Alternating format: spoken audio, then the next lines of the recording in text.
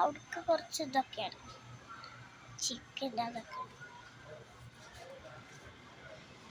ഇവിടെ കുറച്ച് ബിസ്ക്കറ്റ്, ഇവിടെ ബിസ്ക്കറ്റിൻ്റെ സെക്ഷനാട്ടോ. ഞാൻ ഇവിടെ ബിസ്ക്കറ്റിൻ്റെ സെക്ഷനിലാണ്.